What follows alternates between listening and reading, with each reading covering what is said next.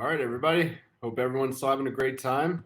Got one more really cool presentation here. We got Trevor Ploucha from Wedge HR.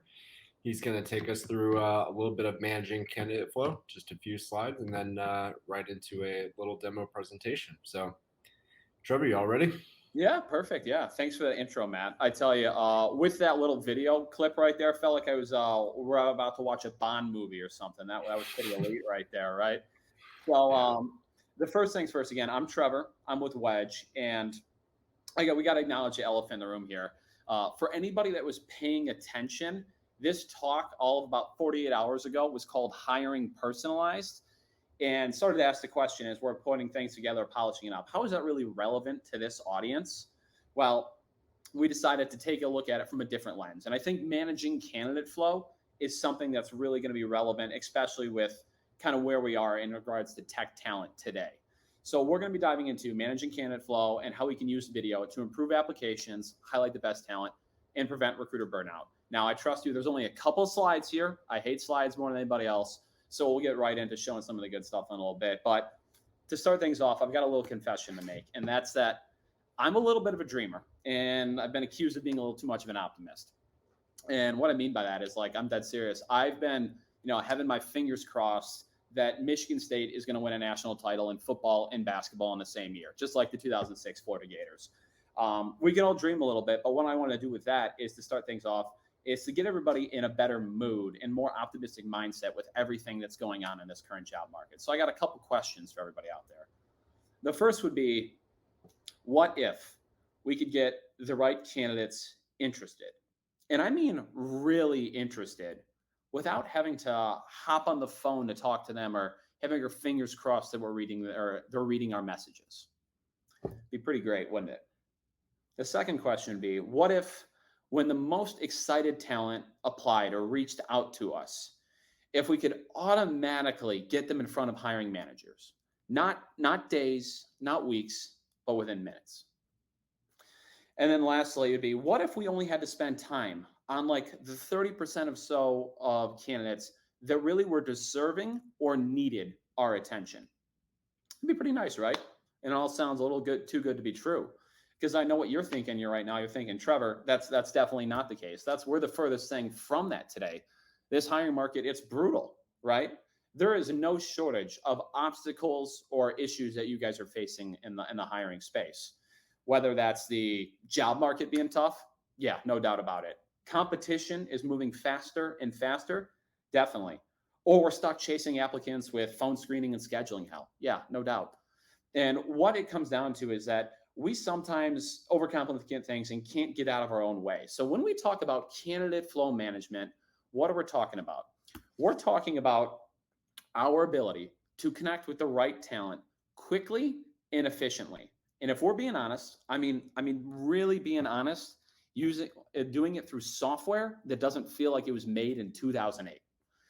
So there's three main parts of this, how Wedge helps with candidate flow management. Now, the first piece, which is the shiny toy in the object, is our shiny toy in the box, I would call it, is a more nuanced conversation. And that's the attracting talent piece, right? We're going to hit on that really quickly. But then if you're interested in that, we can talk another time. What we're going to spend the bulk of today's conversation on is, what do we do when we have someone that's really interested in a role? So with regards to attracting talent, we help with candidate flow in two main ways.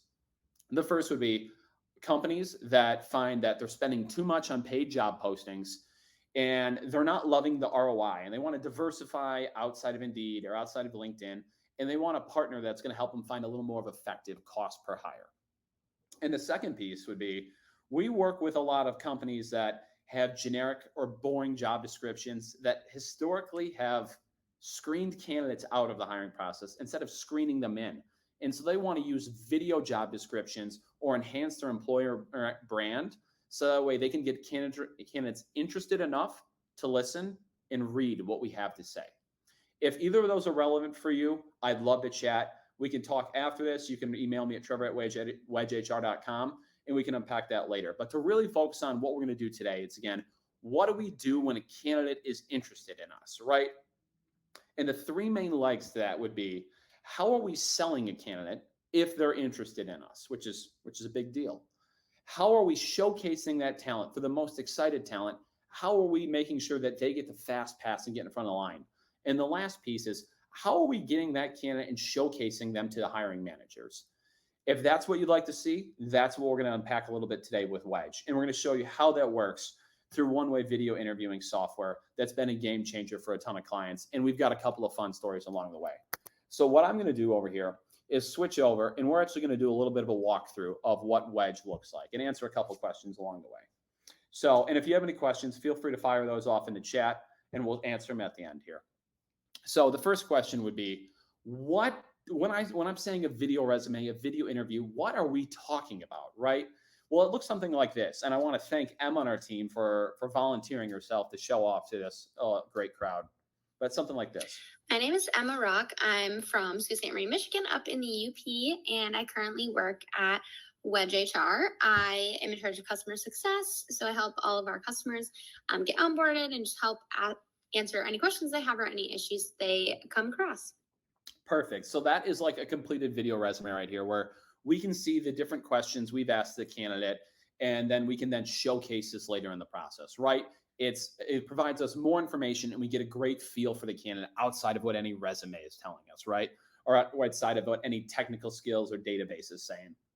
But the number one question I get asked here is typically, Trevor, do candidates even like doing something like this, right? Do they want to do it? And so what I have to call upon is the one industry that has a tougher time staffing than the tech industry does. Now, don't laugh. It's fast food, right? So you would say, fast food, what are you talking about? Well, one of our main customers is Chick-fil-A. And what they found was the competition was super intense. Employees would leave for like 25, 50 cents more an hour in the hiring process. They found that applicants were not tech savvy, and there was a huge barrier to entry to sourcing people online.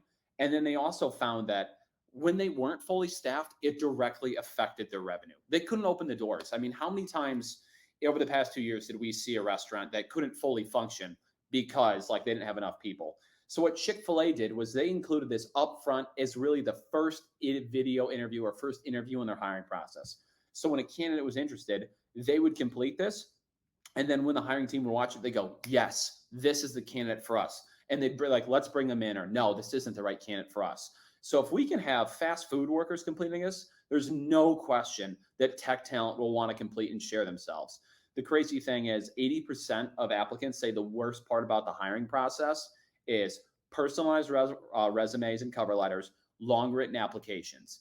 And what candidates love is talking about themselves. They just don't like writing about themselves. So using a video like this to convey information has been hugely successful. But as we talk about when candidates are completing it, what does that look like? Well, it's really straightforward here. So when a candidate applies, or it's either upfront as part of the application or after we review the resume, we send them an invitation. And it's a link they click that opens up right there on their computer. And then we can really customize and detail this experience. We mentioned earlier, how do we sell the candidate? This is exactly what we're talking about, right? Customizing this experience to engage. So we're going to watch a little video here from Allison that we use as an intro, that when the candidate applies, minutes after they apply, this could be the video we're watching. Hi, my name's Allison. I'm the Director of Recruiting here at Rangewater Real Estate. Thank you so much for your interest in joining the team. Today, we'd like you to answer some questions as naturally as possible. So please, tell me about yourself.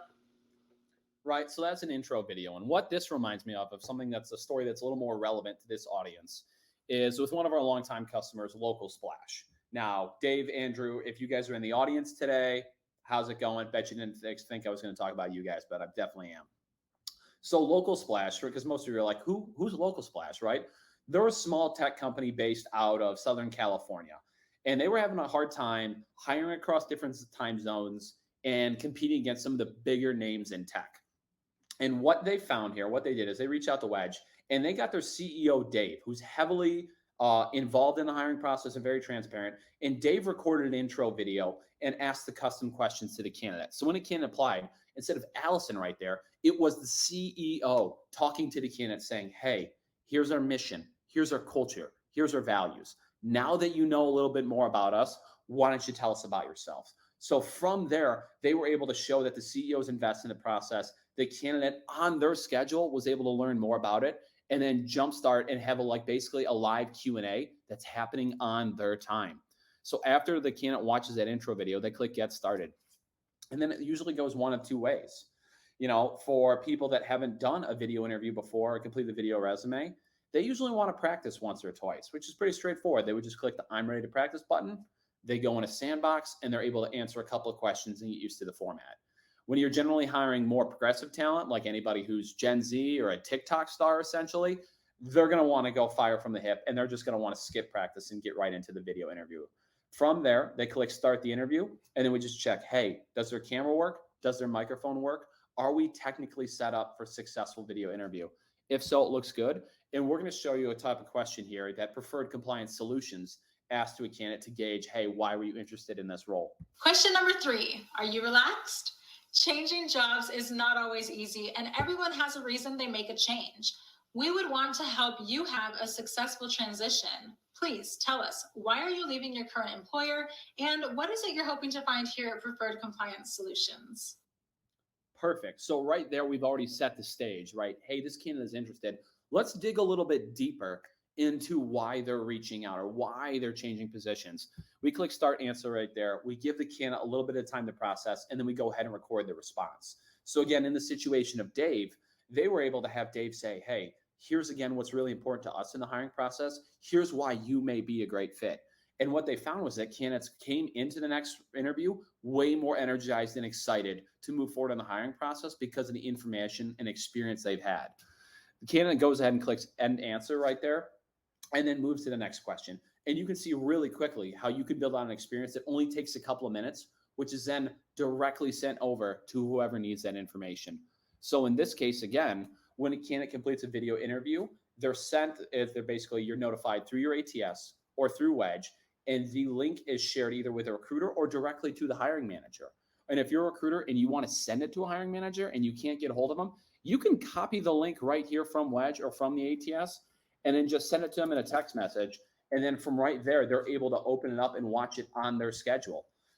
My name is Emma Rock. I'm from. So now we've gone from a process where we may be sourcing a candidate, we're talking to them, we're trying to figure out scheduling back and forth to, hey, somebody was interested in this opportunity. Let's get them in front of the right person as quickly as possible. And we've cut out days, if not weeks, out of that process. The last story I want to end on right here is one of the recruiting staffing companies that we work with. They were having a tough time working with one of their clients because the client wasn't happy with the candidates they were providing. They'd get to the interview stage and there would be a disalignment of what they were looking for or who was interested in the position, right? So what the recruiting staffing company did was had candidates complete wedges. And then before they went to the in-person interview, they would present the candidate to the client. And then the client had much richer conversations and was able to provide great earlier feedback in the process to the recruiting and staffing company that allowed them to iterate and really hone in on the right candidates this company was looking for. And then from there, that company was only sourcing for a couple jobs for this company. They went on to winning their entire book of business and being their on-retainer staffing client for this company. Now, we went through a lot right there, and this talk was originally scheduled for 30 minutes or so. And what we'll find is we're going to end it right here because that's what Wedge is all about. It's about taking something that was supposed to take a long time and making it as efficient and as quickly as possible. If you guys have any comments, questions, concerns, feel free to ask them out. Love to answer them. What I'm going to end on right here for you guys is my contact information. Should anybody want to talk further about what this looks like, be happy to do so. Thank you guys so much for your time today and looking forward to hearing from you guys. Yeah, thanks, Trevor. Appreciate it. That was great. We did get a couple of questions. If you have a second. So how are the companies who are having a lot of success using video in their hiring process? How are they doing it, I guess? How are they doing it? How are they having Yeah. success? Yeah. So when we use, say, video in the hiring process, we have to remember what that normally means, right? So historically, what that means is just like, are we using Zoom? Are we making things a little more asynchronous or working across time zones? But the companies that are doing it really, really well, it's very straightforward. And it's by putting themselves on camera first.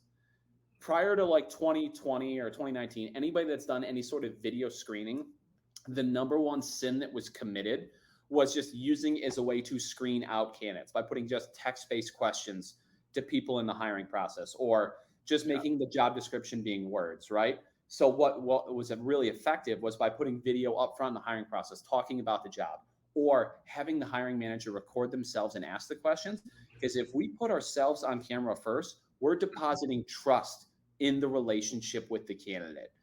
And then from there, the candidate's then more likely to make a withdrawal or deposit and give trust back in the hiring process. The other big thing too, a lot of people get confused about video. It doesn't have to be anything formal or highly productionized.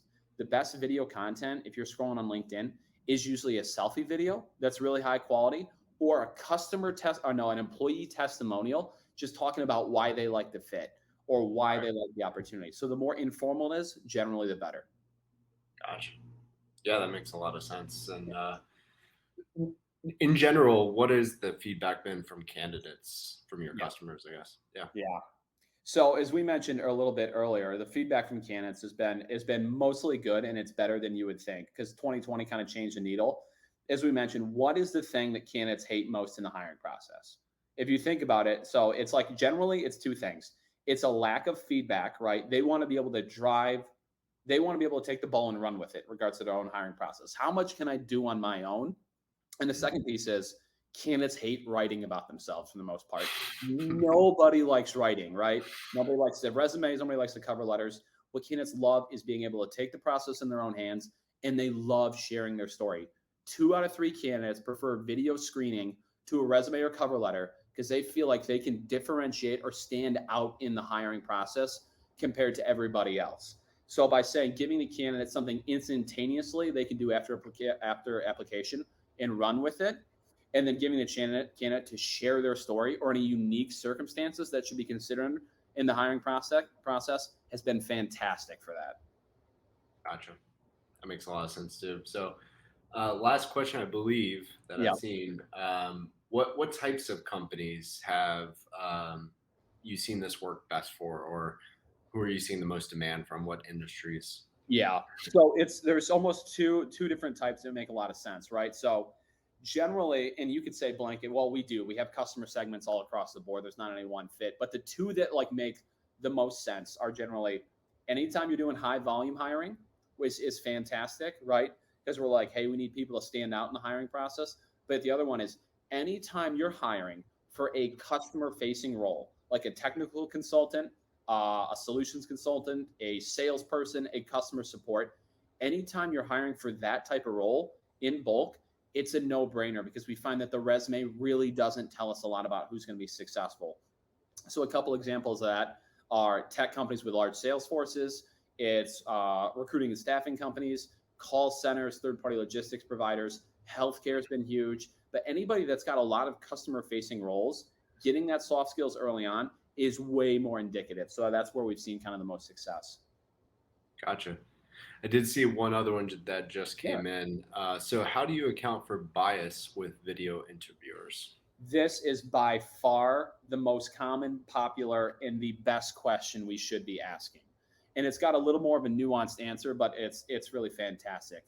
So typically there's been 2 solutions to how do we focus on solving or combating DEI combating bias in the hiring process. The first would be, hey, let's strip the resume down, right? Let's remove the name, let's remove the criteria from it, and let's use that to make a more educated decision. The issue with that one is that that's assuming everybody has the same ability to write a resume, right? Candidates from diverse backgrounds usually don't have the same ability to either hire a resume coach or polish it like other candidates can. And it's also been proven that the resume itself is inherently biased because the whiter we make it, there's case studies to make it, the more likely that candidate is to be advanced in the hiring process. So I disagree with the first school of thought and really lean into we need to be adding a little more transparency and collaboration into the hiring process. We need to understand the entirety of the candidate story as early as possible to provide that culture and that culture fit or culture addition piece.